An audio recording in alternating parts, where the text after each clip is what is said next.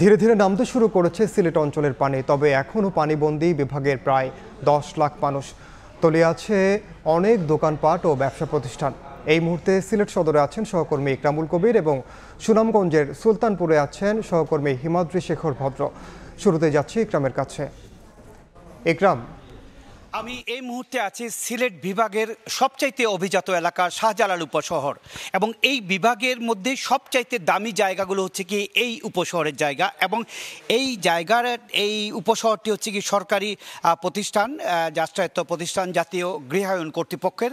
এই শাহজালাল উপশহরবাসীর একটি কষ্ট হচ্ছে গিয়ে বৃষ্টি হলেই তাদের বাড়ি ঘরে পানি উঠে যায়। আমি আছি এখন সি ব্লকের 38 নম্বর সড়কের এই ব্লক সহ এই উপশহরের যে 8টি ব্লক আছে, প্রত্যেকটি ব্লকেরই একই অবস্থা দেখতে পাচ্ছেন। পুরো সড়ক জুড়েই যে বাসাবাড়িগুলো আছে প্রত্যেক বাসাবাড়িতে পানি প্রবেশ করেছে, এবং এই পানি শুধু প্রথমে ঢুকেছিল নদীর পানি এবং সুরমা নদী কাছে দিয়ে সুরমা নদী, এখন এই পানিগুলো এক দুর্গন্ধ যুক্ত পানি হয়ে গেছে, এখানে টিকা যাচ্ছে না, এতই গন্ধ এই পানিগুলোতে। এবং নিচতলা এই এলাকা সহ পুরো শাহজালাল উপশহর এলাকার নিচতলা একেবারে জনমানব শূন্য। এখন দোকানপাট বাসাবাড়ির নিচতলায় যে কতটা ছিল সবগুলোই কিন্তু কোনো মানুষজন নাই, জনমানব শূন্য। দেখতে পাচ্ছেন প্রত্যেকটি বাসা বন্ধ রয়েছে, এবং দোতলা তিনতলা চারতলায় যারা আছেন তারা এখান থেকে অন্য জায়গায় যেতে গিয়ে অনেক অসুবিধার মধ্যে পড়ছে। বলে রাখা প্রয়োজন যে গত যে ঈদের দিনের আগের দিন থেকে যেই 16 তারিখ থেকে যে বৃষ্টি হয়েছিল, সেই অতি বৃষ্টির ফলে পুরো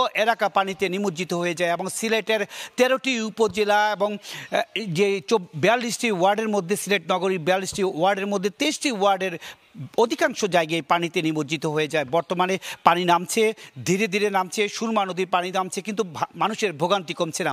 কারণ এই পানি নামতে নামতে বা এই জায়গা খালি হতে হতে অনেকটাই সময় লাগবে, হয়তো 1 সপ্তাহের উপরে চলে যাবে। সুরমা নদীর পানি বিপদসীমার নিচে নামার পরে আরও 1 সপ্তাহের মতন লেগে যাবে এই পানিটা নামতে, কারণ এখানে জলাবদ্ধতা সৃষ্টি হয়ে গেছে।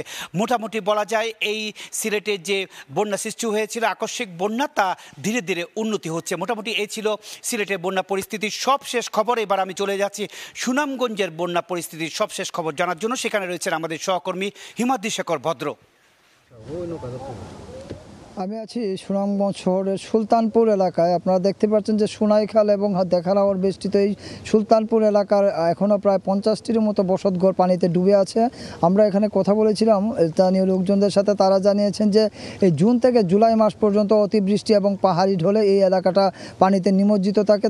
তারই ধারাবাহিকতা এখানে প্রায় 50টির মতো বসতঘর এখন পানিতে নিমজ্জিত আছে, এবং এই পানি যেতে কমপক্ষে আরও 15 থেকে 20 দিন সময় লাগবে। তারা জানিয়েছেন যে হুট করে এই পাহাড়ি ঢলের কারণেই এইভাবে তাদের আজকে এত বড় ক্ষতিগ্রস্ত হতে হয়েছে। তারা অনেকটা নিরুপায় অসহায় হয়ে তারা সুনামগঞ্জ সরকারি কলেজের আশ্রয়কেন্দ্রে গবাদি পশু, সংসারের আসবাবপত্র সমস্ত কিছু নিয়ে এখানে বসবাস করছেন। আমরা এই ধরনের অনেক এলাকা আছে সুনামগঞ্জ জেলায়, অতি নিম্নাঞ্চল, যেগুলি ফ্লাড লেভেল না মেনে বাড়ি তৈরি করা হয়েছে, এবং একটা নির্দিষ্ট পরিমাণ পানির উচ্চতায় আসলে সুনামগঞ্জের হাওর এলাকায় বাড়ি নির্মাণ করতে হয়, এবং সেই লেভেলটা উচ্চতা মেনটেন না করলে এরকম একটা অবর্ণনীয় দুর্ভোগের মধ্যে পড়তে হয়। আমরা যদি দেখা এখানে এই সুলতানপুর এলাকার এক নাগারে প্রায় 15 থেকে 20টির মতো ঘর আছে, যেগুলি এই 2 থেকে আড়াই মাস এইভাবে বৃষ্টি হলেই পানিতে তলিয়ে যায়, এবং এখানকার লোকজন গিয়ে সুনামগঞ্জ সরকারি কলেজে আশ্রয়কেন্দ্রে আশ্রয় নেন।